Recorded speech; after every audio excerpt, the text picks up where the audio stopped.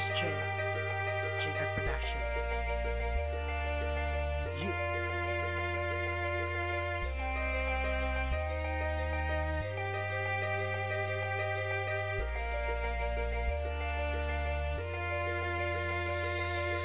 Simula nang makilala ka, buhay ko'y nagbago na noon hanggang ngayon kay nakabako sa aking puso't isipan. Palagi kang napapanaginipan na sa akin ay nakangiti na parang puso ko sa iyo ay nakatali. Yan ang tunay na naramdaman para sa iyo at ikaw ang nagiging lakas ko sa araw-araw. At kung hindi ka matanaw, mundo ko ay para bang nagunaw. Dahil ikaw ang nagpapasaya at nagbibigay sigla, ngunit nang nawala ka sa buhay ko ay para bang nag-iba. Ano ba itong nadarama? Minsan may tampuhan at problemang daraanan, pero agad ito na solusyonan at napapawi ng matamis mong labi at masigla mong ngiti. Subalit may humahadla sa ating pagmamahalan, yung mapalayo ka sa akin, yun ay malaking kawalan. Pero kahit ganon, hindi na sayang ang pagmamahalan. Nasa iyo ang nakalahat. Huwag na tayo magsisiya dahil tanggap ko naman kung ano ang aking kamalayan.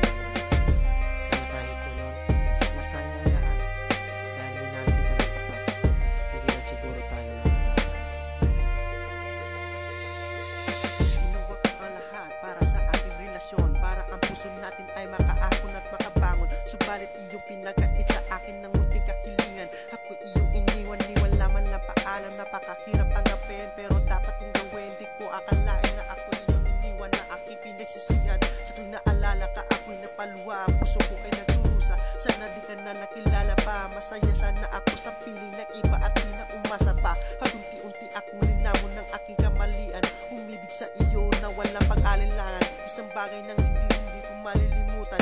Ang minahal ka ng lubusan at hindi ko pagsisihan kung ano man ang ating nakaraan at dinaanan.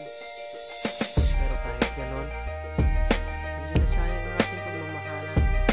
Nasa iyo ay nakalaan. Huwag na tayong magsisihan dahil tanggap ko naman ang aking kamalian. Kaya kahit ganon, hindi na sayang lahat dahil minahal kita ng tapat. Hindi lang siguro tayo nalalaman. Pilit kang bumabawi sa iyong mga kamalian at agad kang pinagbigyan, ngunit salamat na lang at di na natin maibalik ang ating nakaraan. Sa masaklap natin pag-iibigan, ituring na lang kitang tunay na kaibigan para wala na masaktan at uuwing luwaan. Sana ako'y iyong patawarin kung ano man ang nangyari sa atin. Hindi ko naman ito ginusto, bakit tayo pinagtagpo at humantong tayo sa mapagbirong mundo. Hindi ako nagbibiro kahit ganito ang ating tadhana. Ito ang ating napuna, huwag ka nang mabahala. Ibauna lang natin sa limot kung ano man ang nangyari sa ating nakaraan. At huwag na nating balikan kung ano man ang ating mga kamalian, dahil pareho lang naman tayong nasaktan.